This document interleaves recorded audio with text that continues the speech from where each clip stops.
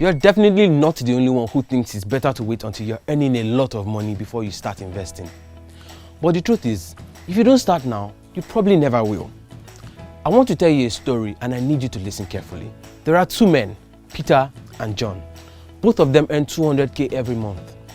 They are financially prudent and they both know how to spend wisely. Peter doesn't like saving, he thinks it's a waste of time. John loves to save. He saves at least 20% of his salary every month. He's a good man, John. But here's the thing, John only saves. He doesn't invest any of his money. Peter, on the other hand, takes 20% of his salary and invests it every month. I mean, for a while, after starting his job, he would save that 20%. But after a year, he saw that his interest rate was not great. So he decided to try something else instead. He decided to invest his money. Now, Peter took the 480k he had saved up plus some tiny interest rates and invested it in treasury bills, mutual funds and agriculture. After every payday, he would add 40k to his investment portfolio.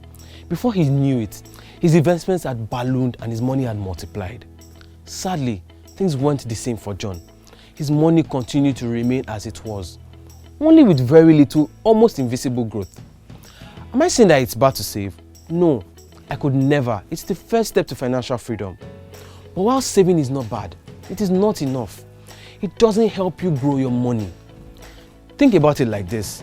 Saving is like having a car and just leaving it at home. It just lies there, doing nothing. Saving will not make you rich. It will only give you marginal returns. But investing will, and there are so many ways you can invest your money. Inflation will always be a thing. 1,000 naira today will not be worth as much 12 months from now. Investing your money is the best way to beat the inflation rate. When you're old and can no longer work, your savings won't save you. Your investments will. Now, there are a few things about investing that you should know, and I need you to pay attention. Pay attention. Number one, the greatest investment you can make is in yourself.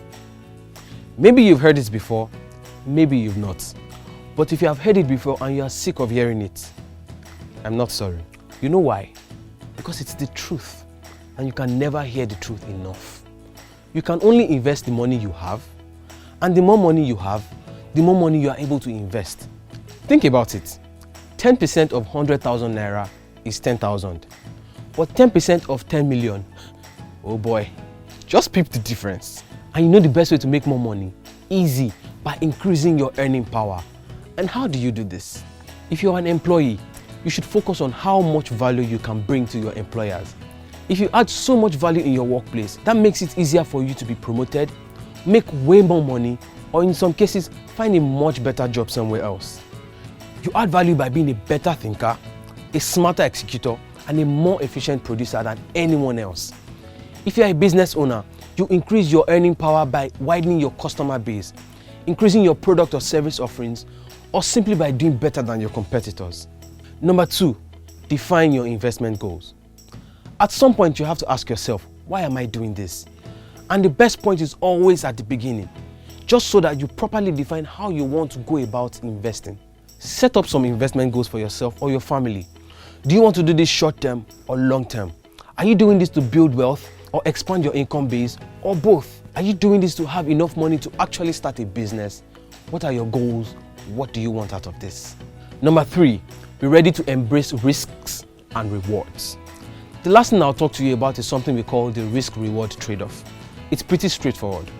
Risk and reward are two sides of the same coin. And the higher the risks of a venture, the higher the reward. You could put your money into low-risk investments that will get you good returns and satisfy you. But you could also make high-risk investments. You know what that means? Both are fine as long as you know what you are getting into and you are fine with the outcome. Even though investing your money is generally a lot riskier than just keeping it in the bank, the returns and rewards are also much higher. Whenever you make money, you always have three choices: spend, save, or invest. Only one of those options will make your finances 1,000 times better in 5 years. It will always be better to make your money work.